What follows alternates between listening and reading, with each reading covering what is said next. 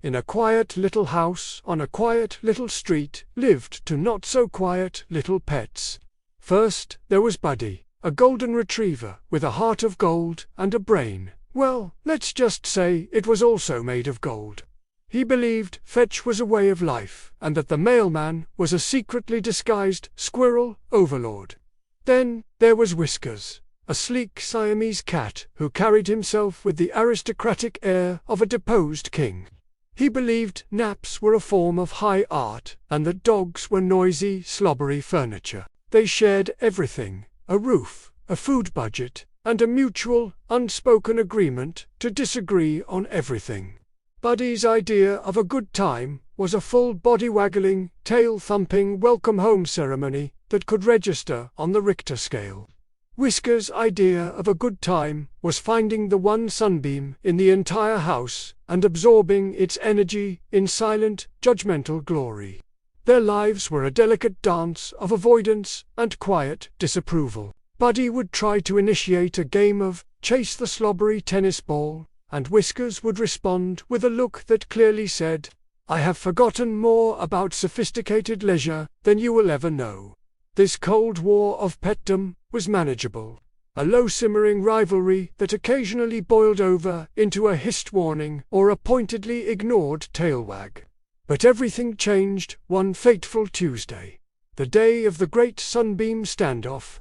You see, there was this one particular spot, a patch of sunlight about the size of a dinner plate, that appeared on the living room rug every day from 2:15 to 3:45 p.m. It was the prime real estate of the pet world, warm, toasty, and perfectly positioned for an afternoon siesta. For years it had been Whisker's undisputed territory, his throne room, his solar-powered charging station. On this day, however, Buddy, in a moment of sheer, blissful ignorance, plopped himself right down in the middle of it.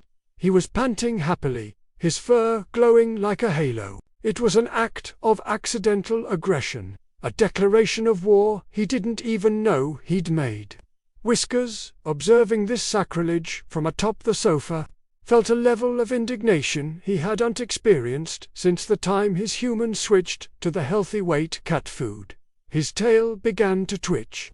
A low growl, like a tiny, furry engine trying to start, rumbled in his chest.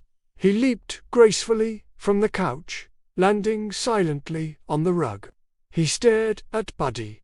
Buddy, oblivious, continued to pant. The tension was thick enough to chew, which Buddy probably would have enjoyed. Whiskers took a slow, deliberate step forward. Buddy's ear twitched. He turned his head, saw Whiskers, and his tail gave a hopeful thump-thump-thump on the rug. A friend. Here to enjoy the warm floor with me, his eyes seemed to say. Whiskers responded with a hiss that sounded like air escaping a very angry, very fancy tire. This, Buddy understood.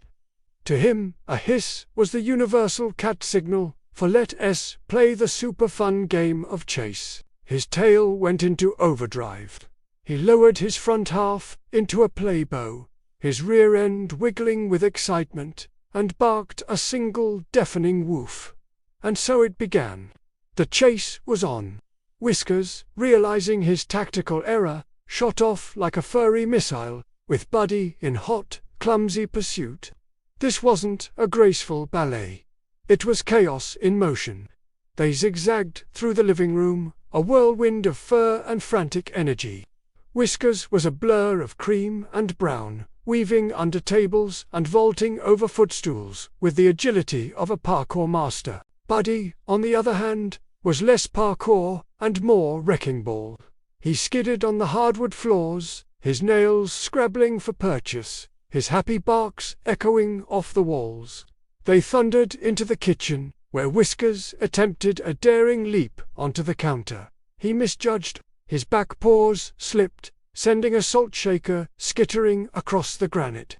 Buddy, trying to follow, slammed into the kitchen island, rattling every pot and pan hanging from the overhead rack. They were like a buddy cop movie duo, where one is a loose cannon and the other is also a loose cannon, but bigger and with more slobber.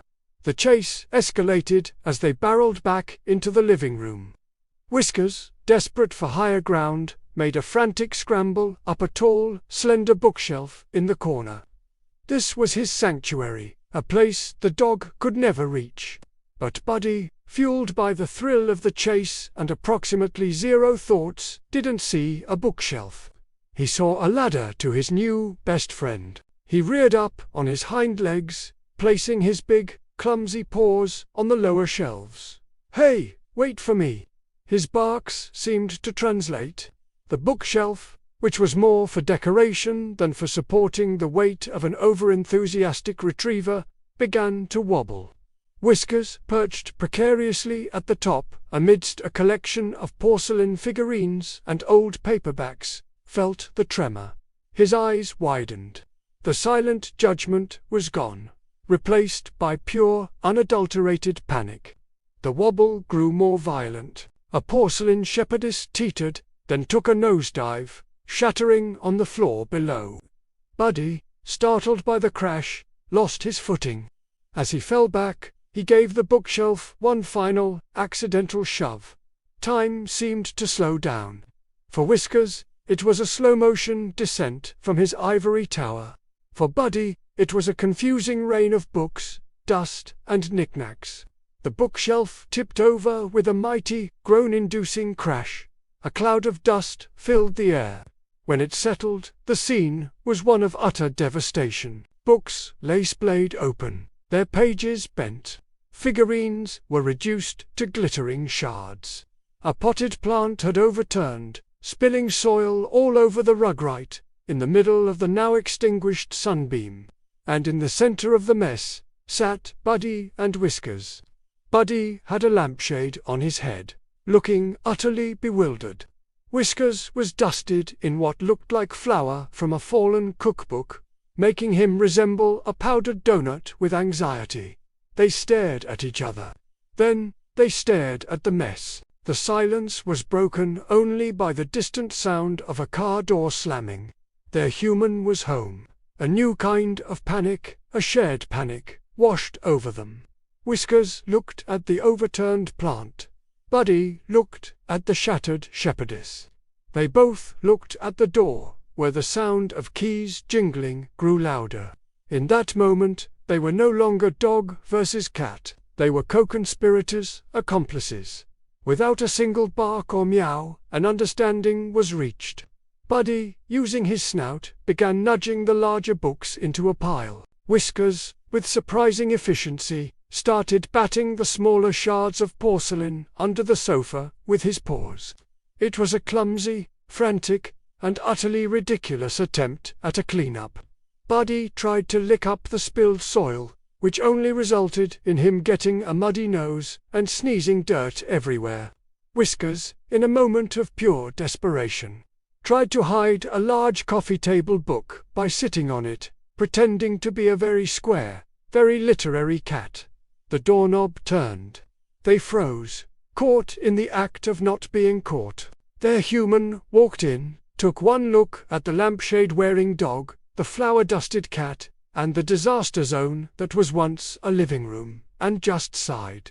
A long, weary sigh. That evening, after the human had cleaned up their mess with a mixture of exasperation and amusement, something was different. Buddy didn't try to steal Whiskers' food. Whiskers didn't hiss when Buddy's tail thumped against the floor.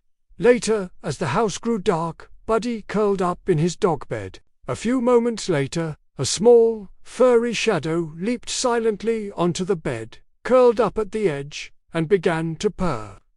Buddy opened one eye, gave a soft woof of contentment, and laid his head back down. They hadn't just made a mess together. They had cleaned it up, sort of. They had faced a common enemy, the impending arrival of their human, and survived. In the wreckage of the living room, they had found something unexpected. Not just a shared sunbeam, but a strange, messy, and perfect friendship. And from that day on, the quiet little house was still home to a dog and a cat, but they were no longer at odds. They were a team. A slightly chaotic, disaster-prone team, but a team nonetheless. Thanks for watching our story today. If you love tales of furry friends and funny moments, don't forget to hit that like button and subscribe for more. We'll see you in the next video.